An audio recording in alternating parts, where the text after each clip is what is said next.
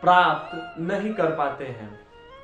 उन 50% लोग में से आप और मैं भी हूं। लोग अपना लक्ष्य तो निर्धारण कर लेते हैं कि हमें क्या करना है, लेकिन अपने लक्ष्य तक नहीं पहुंच पाते हैं। उन 50% लोग में से केवल 5% लोग ही सफल होते हैं। ऐसा इसलिए कि जैसे ही लोग अपने लक्ष्य की तरफ कदम बढ़ाते हैं तो किसी कारण समस्यावश अपने लक्ष्य से हार मान लेते हैं। हेलो दोस्तों, मेरा नाम राज है। मैं एक छोटी सी कहानी बता रहा हूँ जिसे सुनकर आप उन 5% लोगों में शामिल हो सकते हैं। एक राजा था, वह निसंतान था।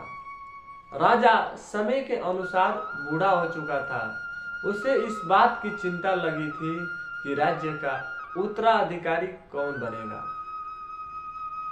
राजा ने एक अच्छे उत्तराधिकारी के चुनाव करने के लिए एक अमुक समय का निर्धारण किया और पूरे राज्य में ढिंढोरा पिटवा दिया कि जो उस अमुक समय पर आकर मुझसे मिलेगा, मैं अपने राज्य का उसे एक भाग दे दूंगा।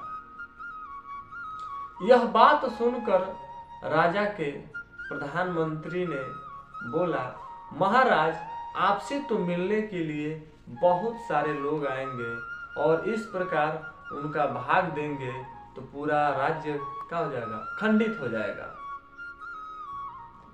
राजा ने बड़ी सरलता से कहा, प्रधानमंत्री जी, आप चुप रहिए, आगे देखिए क्या होता है।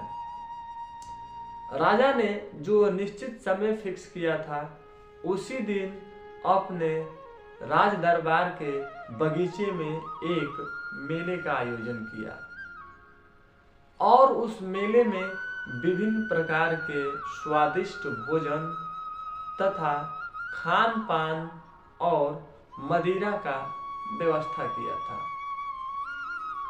जब लोग वहां इकट्ठा हुए मेला में, तो कुछ लोग मदिरा पीने में व्यस्त थे, तो कुछ लोग खान पान में विभिन्न प्रकार के स्वादिष्ट भोजन में लिप्त थे और कुछ लोग तो उस मेले में घूमते घूमते शाम हो गया।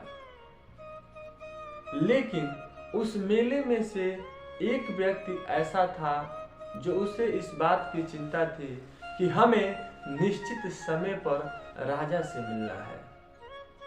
उस व्यक्ति का यह लक्ष्य था। उसने नहीं खान पान, नहीं मदिरा और नहीं घूमने फिरने पर ध्यान दिया। वह तुरंत मेले से निकला और राजा की दरबार की तरफ चल दिया। जब वह राजा के दरबार के गेट पे पहुंचा तो 2 तलवार लिए राजा के पहरेदार खड़ा थे। उन्होंने राजा के पास जाने से रोके, लेकिन उस व्यक्ति का एक लक्ष्य था कि हमें एक निश्चित समय पर राजा से मिलना है।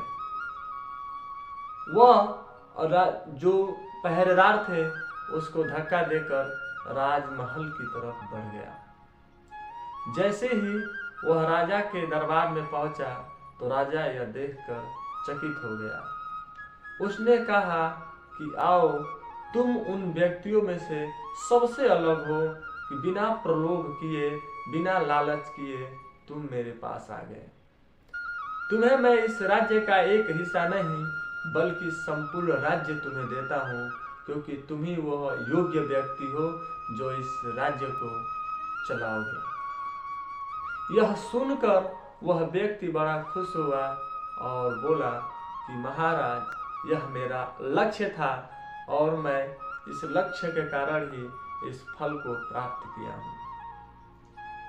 इस कहानी से यह सीख मिलती है कि हमारे जीवन में बहुत सारी समस्याएं आएंगी, लेकिन हमें अपने लक्ष्य से पीछे नहीं हटना चाहिए। जिस तरह वह व्यक्ति का लक्ष्य था कि वह रास्ते में मेला का जो आयोजन किया गया था उसको उसका ध्यान नहीं दिया और उसका एक ही लक्ष्य था कि मुझे राजा से मिलना है तो मिलना है।